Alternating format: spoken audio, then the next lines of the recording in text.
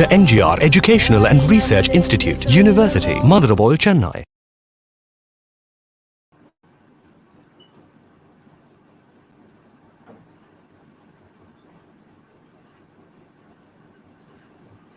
Blockchain is the biggest opportunity set we can think of over the next decade or so.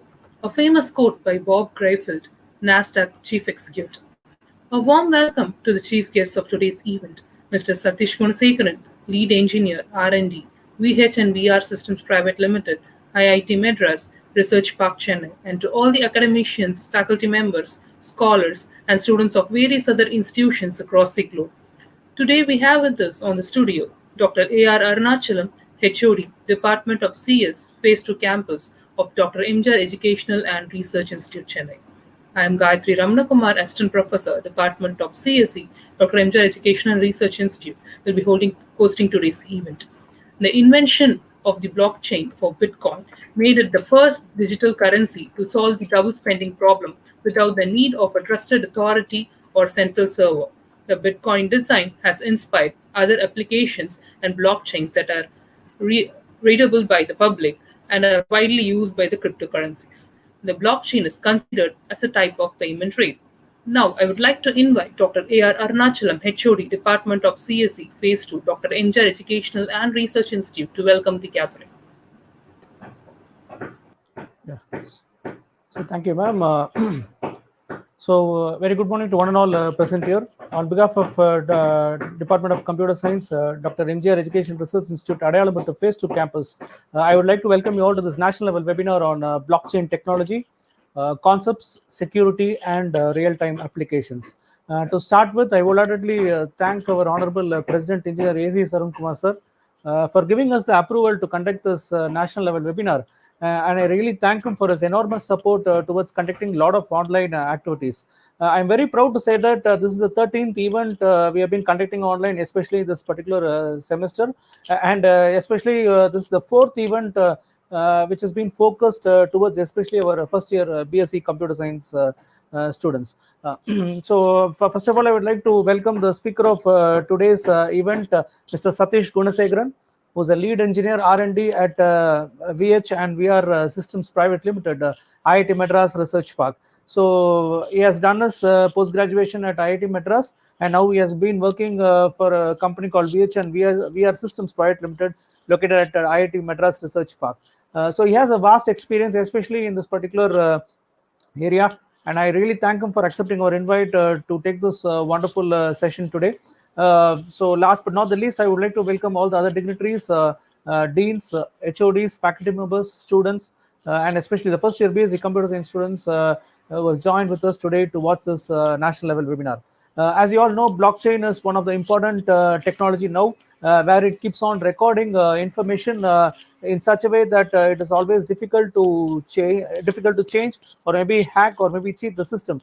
So in simple terms, it is something like digital ledger technology, where it keeps on recording all kinds of business transactions and also keep tracking of assets in a business network. You would have been coming across some of the applications of blockchain, something like Bitcoin or cryptocurrency. But that's not alone the applications of blockchain. I mean, apart from that, there are various other application areas where blockchain is playing an important role, something like the voting mechanism, and something like sharing of secure medical data, and then personal identity security. So I can list out enormous applications where blockchain is now playing a vital role. So that's why we have chosen this very important topic today. So definitely this session is going to be a valuable session, and at the end of the session, definitely there will be a good takeaway through this national level webinar. So on behalf of the department and as well as on behalf of the university, I once again welcome the speaker, and as well as I once again welcome all the participants, the first year basic computer science students, and all the other dignitaries, faculty members, HODs who have joined today to watch this national level webinar. So have a great day and have a great session too.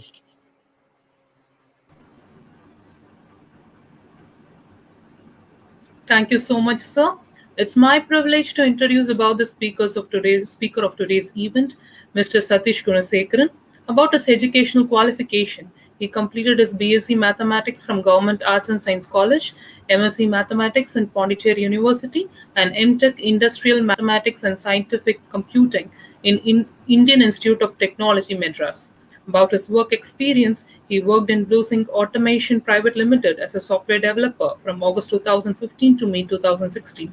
He worked in JRF DST project in BITS Pilani, Hyderabad campus from August 2016 to December 2017. He worked in Oris Technologies, Coimbatore, as a software developer from June 2018 to February 2020. He worked in HCL Chennai as a lead engineer from Feb 2020 to July 2020. He works in VH and VR Systems Pvt Ltd, Chennai as a lead engineer R&D till date from August 2020. We are indeed lucky to have a person of core experience and knowledge amongst us. Thank you for accepting our invitation, sir. So, before we march into the session, we have a note for the participants. We have a short question and answer session at the end of the event. So, you can post your questions in the comment section.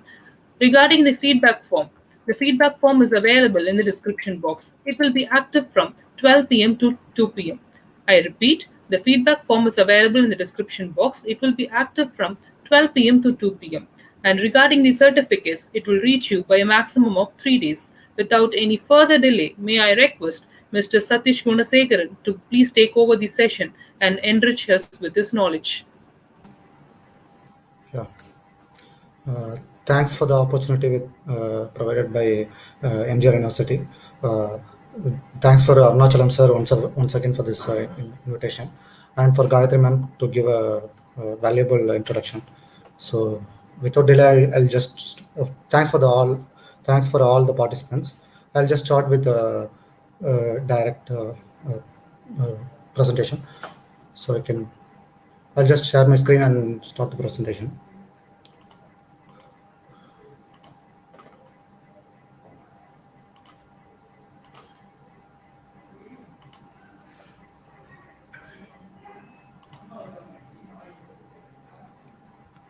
Hope it's visible to everyone. Please stop me if you don't understand or if any interruptions occur. Okay. So what exactly we are going to talk about, the building blocks of blockchain, the security, how it is defined, and its real-time applications. I'm not going to cover into the deeper level, the mathematics behind it, some basics concepts, and just an introduction. This is actually the talk intended for the introduction about the blockchain and its commercial value, or how the blockchain concepts are valuable towards its commercial market. That's what we are going to talk about. So the agenda is once again, Arunachalam sir, he explained about the ledgers, distributed ledgers. So how are we going to achieve the security of ledgers through cryptography and blockchain? That's what we are going to talk about. So that's why we start with some basics of cryptography, the concepts required for building a blockchain, and some introduction about decentralized applications and blockchain architecture, and at the final, it's going to be application. So these 4 points are very important to build any security in terms of communication or data security. You can think about like Mr. Sathish, sorry to interrupt. Just drag that box, no, hide, just hide that stop sharing window. Yeah, sure. Yeah, thanks. Yeah. Sure. So there are 4 important concepts in either information security or cryptography or any kind of a data security world. You can think it of confidentiality. The meaning of confidentiality is you should have a confidence about your data that is secured. So only the intended person can read the data. For example, if the data is yours, you are the only person can read your data, not others. That is how the confidentiality works. And the cryptography, encryption algorithms, they ensure your data is confidential. It cannot be accessed by any unauthorized entity. The second one is integrity. Integrity is going to talk about the data unauthorized alteration of data, meaning that some unauthorized entity or a fellow or organization cannot tamper your data to get the in order to collapse your data or in order to damage your data. If that is occurring, that will be immediately noticeable to you. That's what the integrity. Integrity will not prevent unauthorized alteration, but it is going to give you a notification about the alteration. Authenticity, it can be either data authenticity or origin authenticity. Only the right person can enter into the network, or he can start to communicate with the network. That is what the authenticity. So we are going to authenticate any node, any entity, or any data. Non-repudiation in the sense, for example, if you're there is a communication already happened in the network, the entities corresponds to that communication cannot deny that transaction whatever happened, or the communication happened. That's what the non-repudiation. So later on, once he committed to something, he cannot repudiate that. That's what. So I hope it's clear. If any questions, please post the question in the chat box. The level of security. For example, if you want to define a security, how are you going to define a security? So in order to estimate that, there is a measurement, right? If you want to define a security, how much secure it is, there should be a measurement. For that, we are going to define an upper bound. How exactly it is going to work? Suppose if you are a hacker, you are an attacker, how much work you want to do in order to break the security. That's what the level of security or an upper bound for the security. With the current available computational systems, how are you going to hack the system? So how much work you have to do? What exactly the computational power, or what exactly the time period you are going to spend on your work? That is what the security of a system. If it is take months of time to break the system, we can say like the system is having kind of a security. In fact, that security, that kind of a security, we can say confidence about the attack is not possible. That's all. So I hope it's clear, because these are the four concepts which are going to play a vital role in blockchain. So there are two types of encryption. I'm not going to much into details. Symmetric encryption or a decryption is before that, you maybe know about encryption. You have a plain text or data or audio or video signal, whatever it is, you are going to use the encryption key. This is going to be your algorithm. This is going to give you the ciphertext. That is what the encrypted message. Similarly, the decryption algorithm, it is going to use the key D. I said these both are the keys. I will explain you.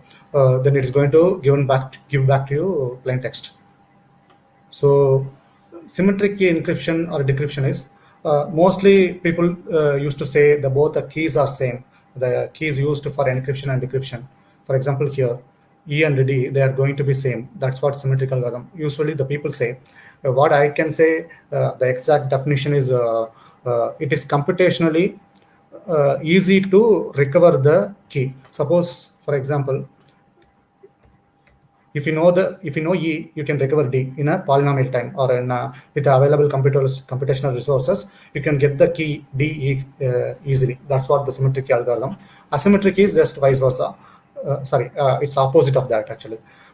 So whatever the computational power, whatever the computational systems you have, if you know E, you cannot get. If you know the public key D, you cannot get the private key E. That's what the definition of asymmetric key encryption. So that's how it's processing. So just to remember this concept, that's all. This is a typical image encryption example, just for the sake. I just printed, I posted here. The images presented in the left over here, that's our plain messages. That's the original message.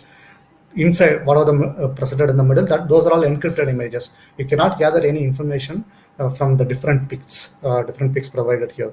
On the right side are the decrypted images. So there is no loss between original and decrypted images. That's what presented here. So this is just for the example which I want to show. Please stop me if you have any doubts or if you don't understand. That's all I have to say. And this is another, we were talking about important concepts. We covered cryptography, asymmetric key and decryption, symmetric key encryptions. The final important concepts here is hash functions and digital signatures. Hash function, usually you say it's like it kind of a mathematical algorithm or mathematical function or any algorithm you take.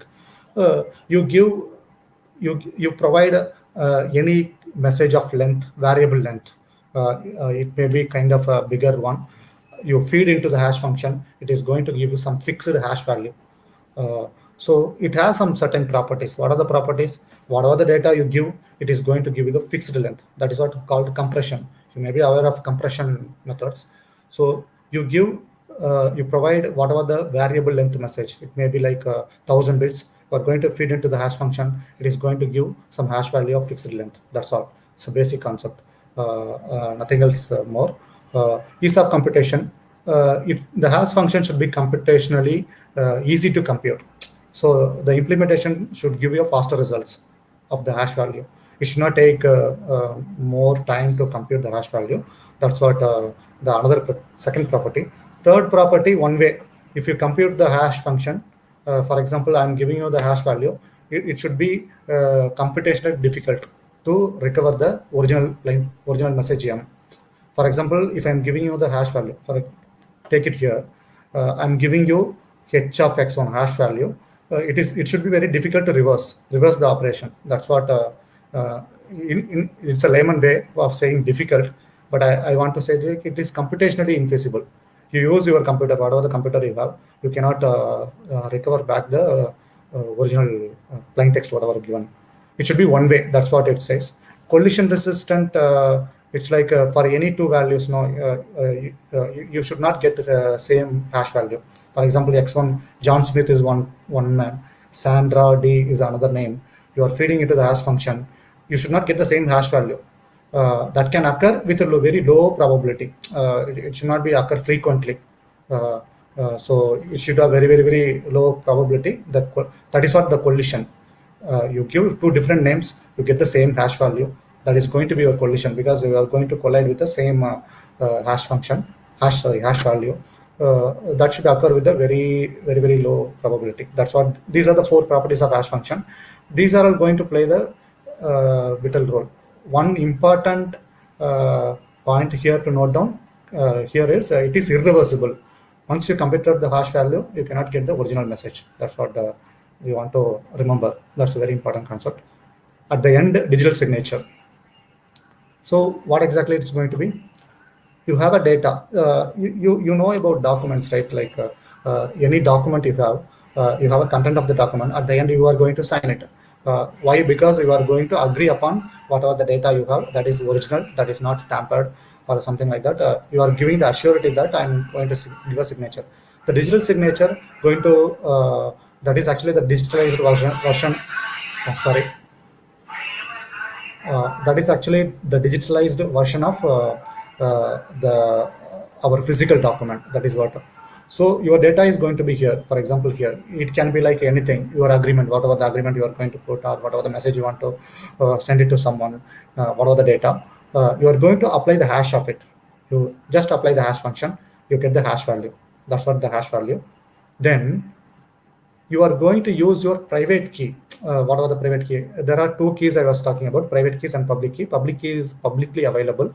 Private key, only the right person will hold the key. Others will not able to access to that. So there will be a signing algorithm.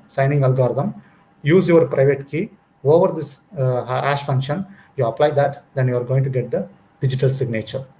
So you are going to have a document and then attach the digital signature with it.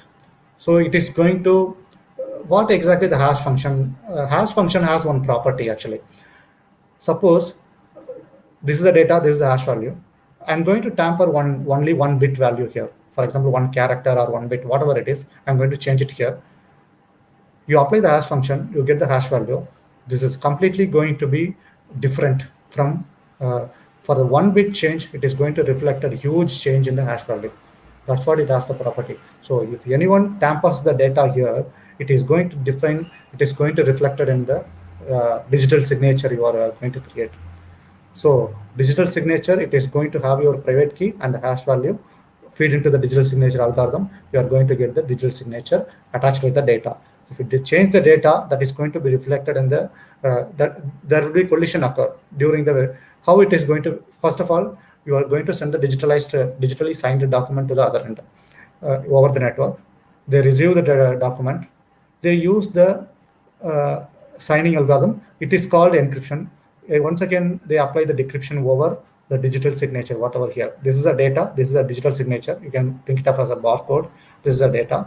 This barcode you are going to, or a digital signature, you are going to apply the decryption algorithm. You will get the hash value. This is one track.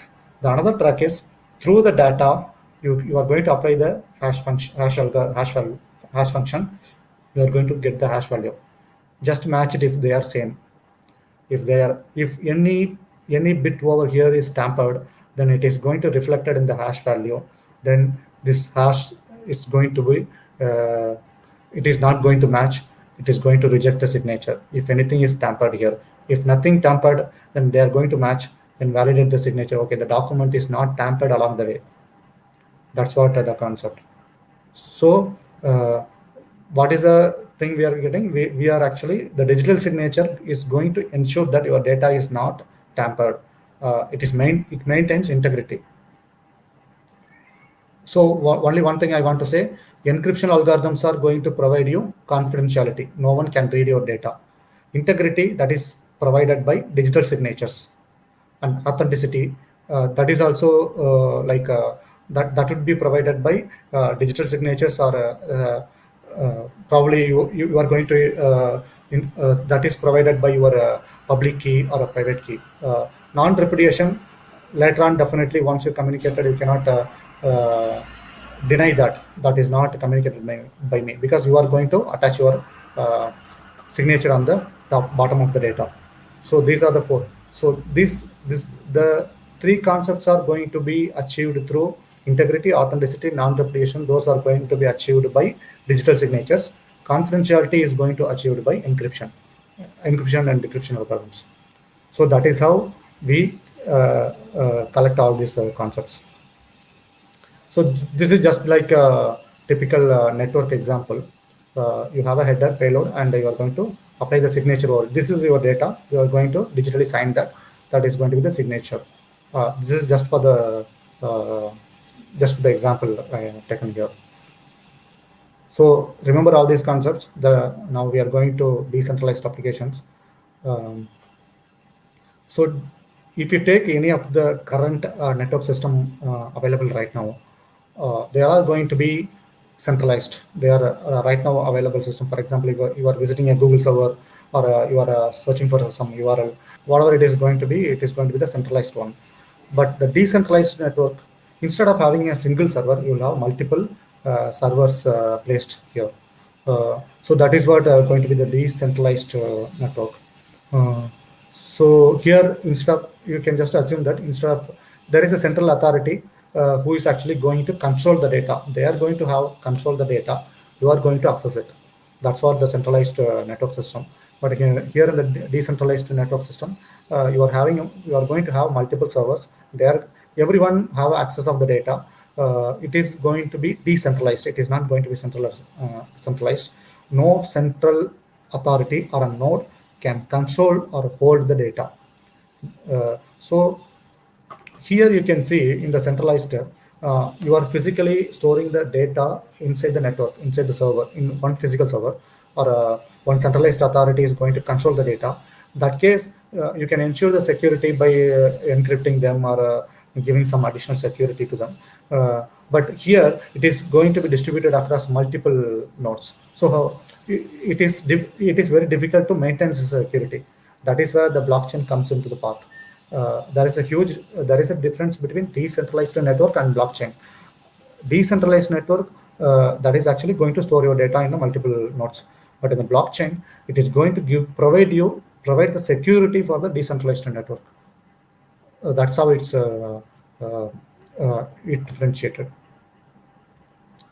So there are some properties of decentralized applications. It's going to be peer-to-peer network, and as I said, it's going to be multiple servers across the network.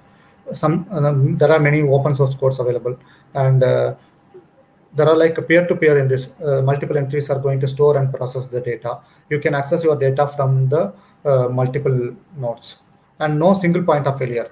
In centralized, if this particular node is failure, for example, DDoS attacks or a kind of denial of service attacks, something like if the server is down, you cannot access the data. But here, as multiple servers are holding the data, you can access the data, and nobody can control the data. User anonymity will be maintained. So there is no there is completely a privacy for you. Your anonymity will be maintained there. So this is actually just a picture to talk about how the peers are communicating. There is a local store on every node, every possible node. Maybe like some local systems, they may not have much score, but majority of the nodes in the blockchain will have a local store. They can communicate by accessing the data. Decentralized applications.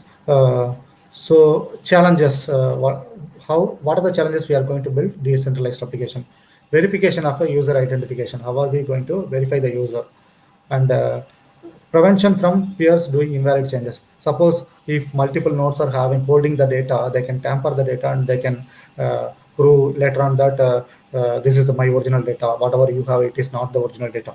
So that may be the possibility can occur. And some peers by intentional they can actually share the wrong information to the others. That will be stored once again on the network. Some bug fixing and update. So when it happens, every node they should do in legitimate. There should not be any security issues when it comes to bug fixing and update. These are some challenges. That's why we are introducing, in order to resolve all these problems in decentralized applications, we are the blockchain has been introduced. So for a user, how can we prove a user account? If you take, they are going to have a private key and public key, and hash of the public key, that is going to be some unique identifier. So every user in the network, they will have key pair as well as hash value. The hash value is going to be a public key, hash value of public key. And if you are doing any transaction or any data, any change to the data in the network, you should sign the change. Then only it is going to be the legitimate change you are going to do. Later on, you can do some kind of you can share the wrong information, or you can do some illegitimate change with the data. Then you will say later on, no, I didn't do the changes. So that scenario should not happen. That is why you are going to sign the change or a transaction in the network. As a node, every node, whatever the transaction or whatever the data change they are going to do, they are going to sign it on the bottom of the document or data. So I hope this will solve actually the above problems I discussed. The moment you have started signing your transactions, definitely it is going to prevent these issues. So there is some kind of internal currency occur in the blockchain network that is going to be like because the owner of the application, they need to make some kind of a profit, and there are like consensus protocol. The consensus protocol is going to talk about some kind of rules and guidelines, which is actually you should follow in order to keep the network secure. And currency is supplied over the time, not immediately they are supplied. So just we will go into the concepts of blockchain directly. As you know, it's you might be aware of a database. You can append, modify, delete the transaction, whatever. Inside the database, you can do anything, modify, delete, append. But in the ledger, you can only append the transactions. For example, here, I have provided you the ledger example or a kind of a view. You can see like there is a debit and credit informations are provided in the ledger. So this is actually you can actually only append the data. You cannot modify or delete over here. So then, what exactly the blockchain? We know blockchain and ledger. Blockchain is a data structure to use to create a decentralized ledger. So we learned about this term, decentralized network. We learned about ledger. Then it is going to be, the blockchain is going to be the data structure used to create a decentralized ledger. That is, you can say it's a blockchain is a data structure. That's all. It's going to be create a secure decentralized ledger, and blocks are going to be in a serialized manner that we will discuss in the few more slides. And one more problem the blockchain is going to solve, and why the ledgers are important. We talked about decentralized network. Why do we need ledgers here? For example, if you are physically buying some books for $10, you are going to buy some book. You will give 10 rupees to the person and get the books. You cannot re-spend the money because already you are hand over the money to the another guy. Bob has given $10 to the Lisa. Again, he cannot spend the same amount. But in the digital world, the currency is going to be some kind of a binary file. So it is a binary physical file stored in somewhere Bob's device. So once he has handed over the binary file to the Lisa, he can take the copy of that. The possibility that he can spend it back. So this kind of a problem may occur. So in order to solve this, if you have a ledger, once you have hand over the binary file to the Lisa, then the transaction is appended on the ledger. If once again, if he wants to spend the same digital coin, then he can verify that already it is spent or not from the ledger. You can verify that it is not spent already. So that is how it is going to solve the problem of. That is why we need ledgers. This kind of security issues may occur in the decentralized network along with the blockchain. That's why, not along with the blockchain. This kind of a problem can occur in the decentralized network. That's why we need ledgers. So that's why blockchain is going to provide you.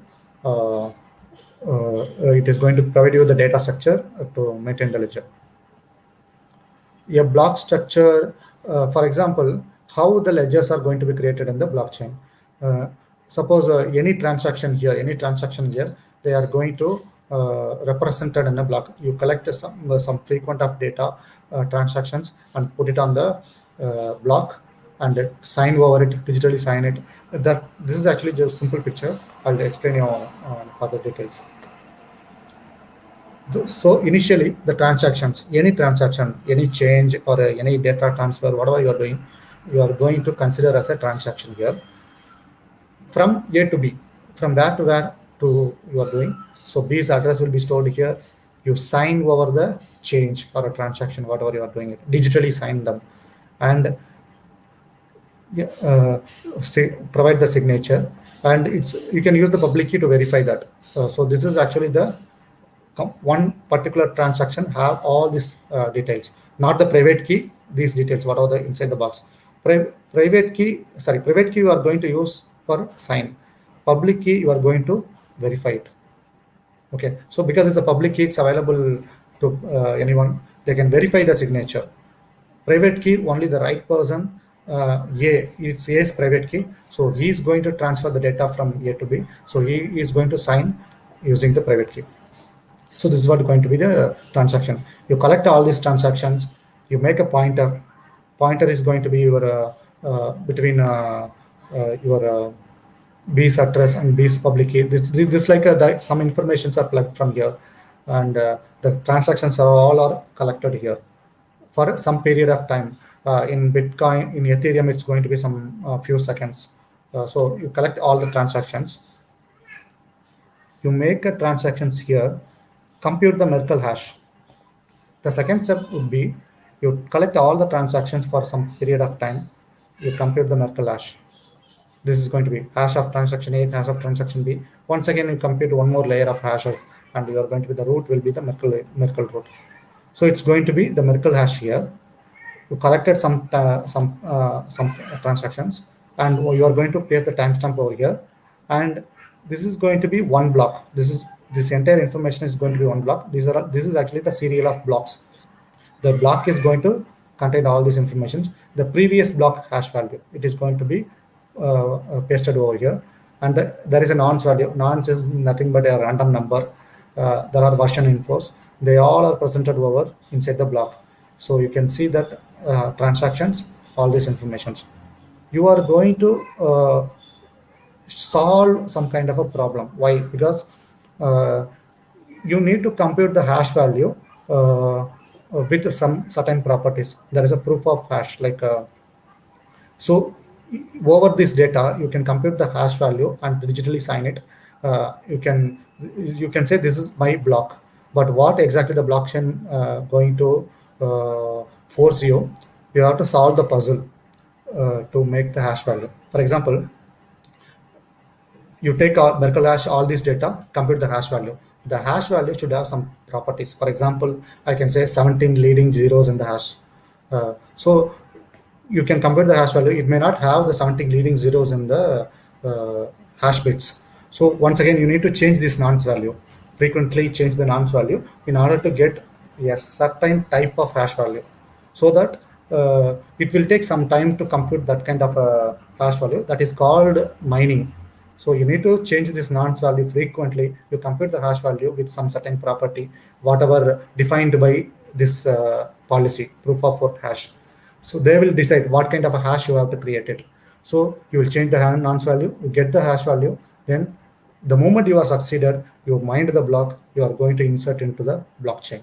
So this is actually the series of blocks. You are going to append the blocks inside the blockchain. So once again, if you see why this process is involved, because for example, I want to change. I'm a node in the network or some malicious entity. I want to change the transaction over here. Some transaction, something I want to change it. Then I want to do the changes in the Merkle hash. I want to compute this process, and I want to make all this process. Once again, I want to find the nonce value, which is going to give, which is going to satisfy the rule provided by this proof of work hash. Then I have to do some kind of operation to do that. Okay, I successfully done that. Then I am going to paste the block here. Once again, after change, there will be a collision between here and there, because the previous block is going to be, previous hash value going to be included here. Once again, I want to change it here, change it here, change it here. By the time I come here, there would be furthermore blocks would be created here. Once again, I have to work for this also. This is going to be very drastic work which I want to do in order to hack this system. And further, I cannot compute the signature, digital signature easily, because I may not have others' private keys to compute the signature value. It is very difficult to calculate that. Even so, for example, it is not possible. But if I succeed in that, then I am the only one person, one node in the network. I am going to have this change. Have this type of a blocks, but others will have. Majority of the people will have the legitimate blockchain. They are going to reject me immediately, because I am the only person going to have the illegitimate blocks here. So the majority of the people are going to have the legitimate block values. They immediately reject me. I hope this understandable. If there are any questions, please paste in the chat box. I will explain. So consensus algorithm, that's what I said. It is actually going to set you the set of rules and guidelines, rules for the in order to maintain the security of the blockchain.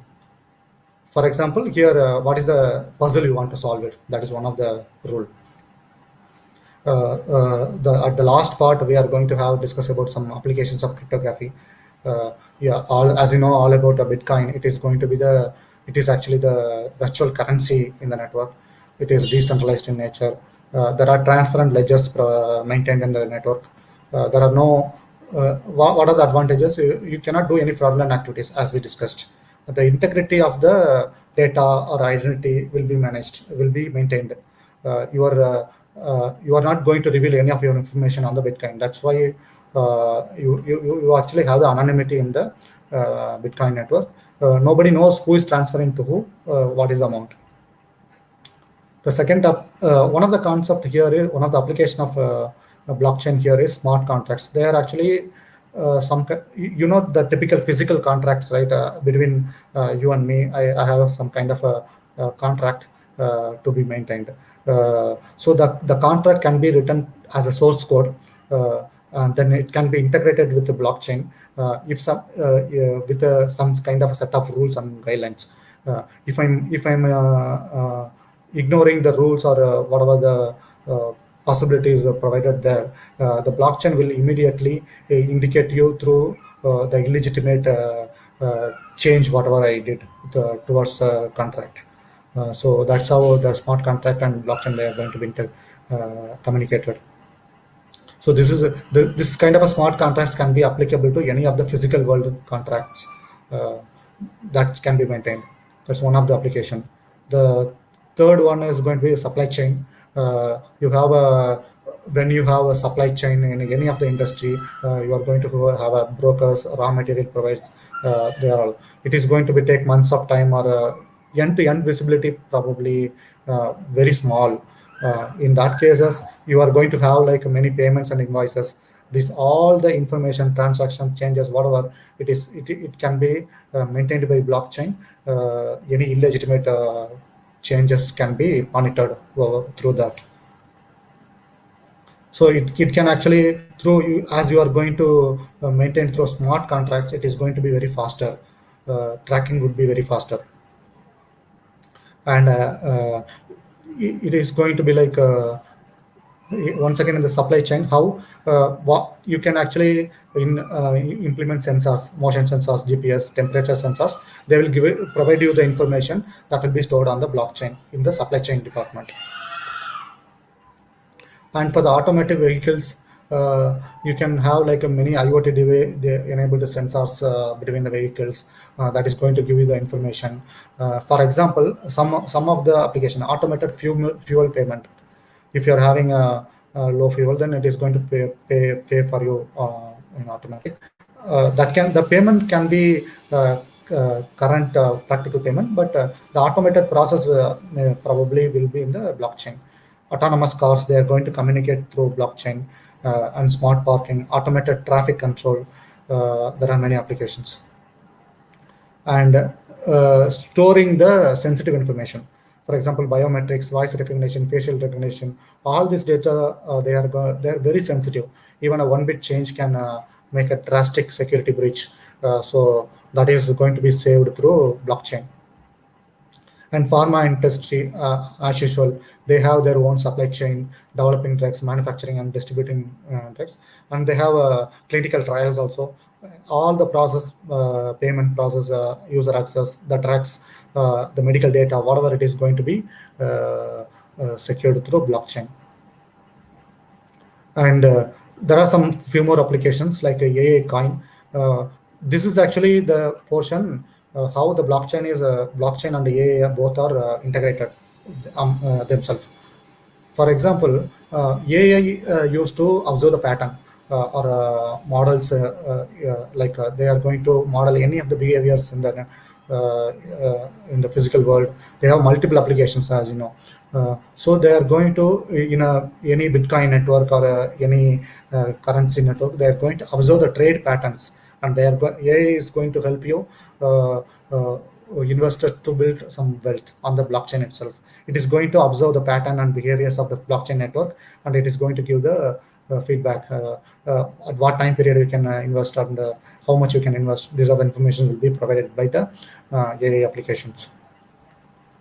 And there are some new decentralized neural network applications.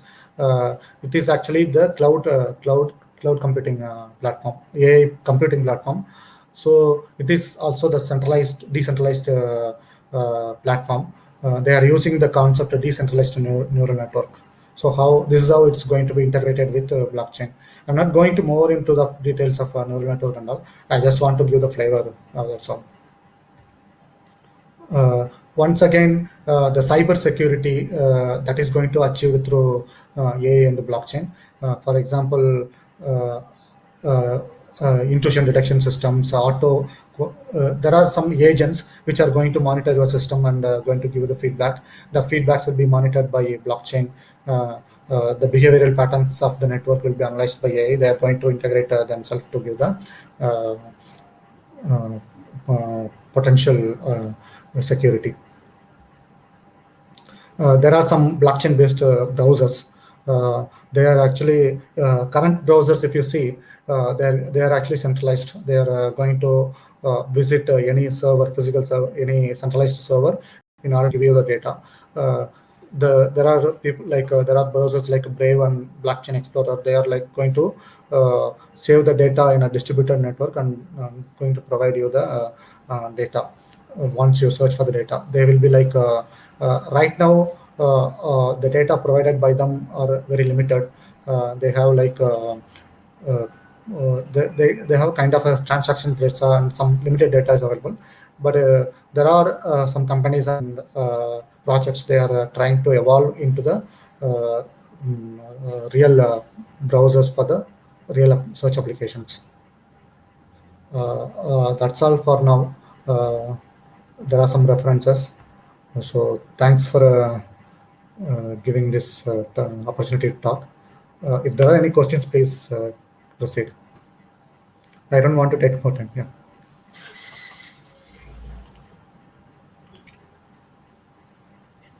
Thank you so much, sir. Okay. Thank you. Any questions? Yeah, I must mention that this session was impressive and gave an insight of blockchain technologies. I hope this session has opened many areas of research in everyone's mind. Now to the question and answer session. Let me read out the questions for you, sir. Okay. The first question is, what are the different types of blockchains? Different types of blockchain? Okay. Yeah. As far as I know, there are no types. It has multiple applications, but no types like maybe based on the architecture and based on the implementation or based on the market purpose, it may be different. But now based on concepts, it's same only.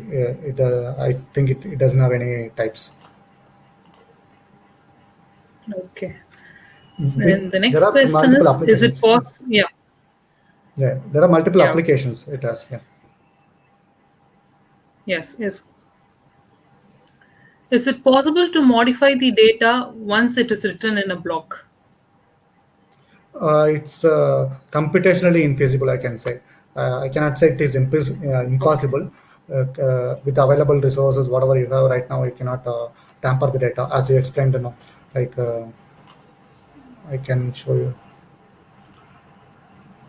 So this is what the part I was explaining you. Explains you. If I want, oops.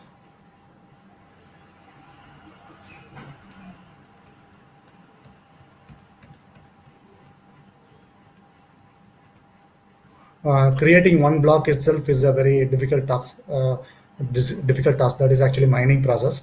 But here, if I want to change the data in the 90th block, then I want to do the changes all the way across this block. That's computationally infeasible with a system computational resources available right now. Okay. Even if I alter it, other nodes are going to reject my set of blocks, because I cannot go on change with all the nodes of blocks, right? So that's very difficult. That's computationally infeasible, I can say. Yeah, fine. Okay, so the last and final question. Name some popular platforms for developing blockchain applications. Ethereum, that's actually easiest way to start with that. Solidity is a programming language that is used for smart contracts. Hyperledger, they have different variety of platforms, Fabric, Sawtooth, there are different types of platforms. And there is a C++ development, C++ source code or some kind of a API is available. I can say, like I can type in the chat box, theelements.com. There are many in GitHub itself. There are many theelements.com. That is actually the C++ source code available there, and there are many GitHub source codes available. GitHub.com.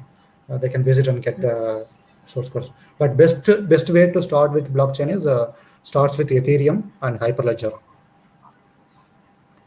And there are some web programming knowledge required. For example, programming languages. For example, Golang, Node.js, or kind of a JavaScript, or some kind of knowledge is required. It is best to have. Okay. Yeah. Fine, sir. So, okay, so thank you. So, may I now request the technical team to please display the appreciation certificate as a token of our love and affection. Yeah, so thank you, Mr. Sathish. I mean, it was a great session. I mean, a very knowledgeable session. A lot of positive response from the Thank you for that. participants. Yeah. Okay, Thank so you. please, so you would like to give the appreciation letter signed by the registrar of the university. So please accept as a token of appreciation. So this letter will reach you by today through email. Yeah, sure. Thank you. Thank you. Yeah. Thank you. Thank you all for the positive feedback. Yeah. Thanks. Thank you. Thank you.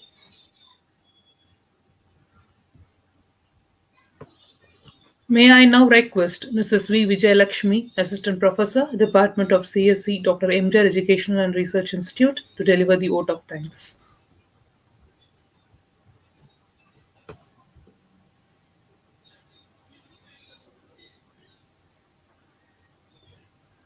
Gayatri ma'am, just please wait. She will just join. No, there is some technical issue at her end.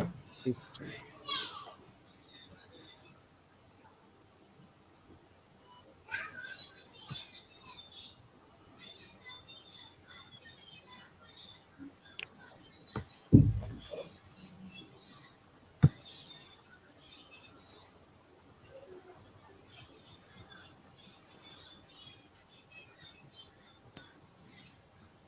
Okay.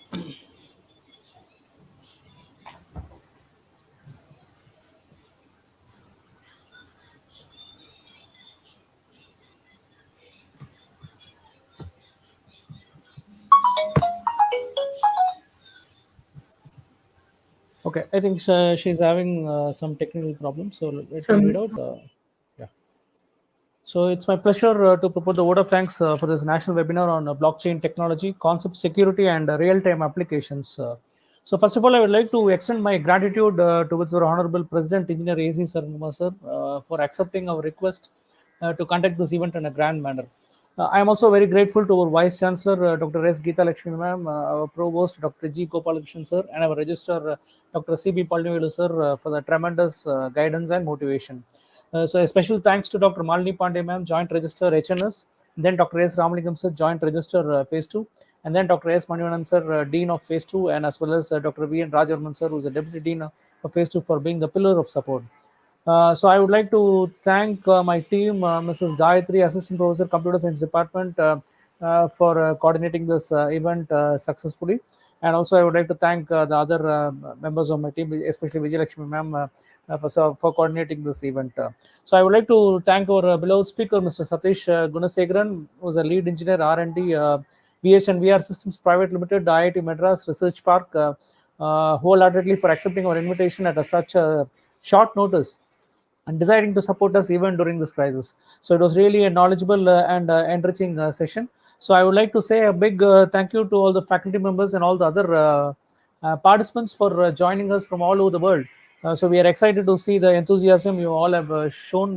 So keep supporting us by connecting to all of our future programs. Stay home, stay safe, and thank you.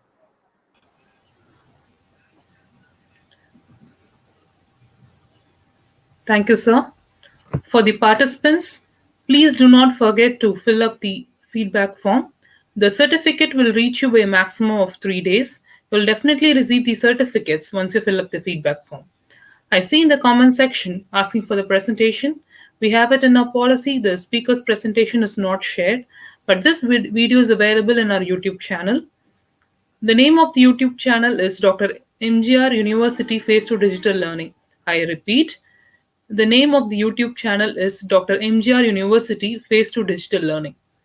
The video can be viewed from our channel It is available throughout, and also please do not forget to subscribe our channel. Thank you so much, participants, for your support and love. Until next time, stay home, stay safe, stay healthy. Thank you.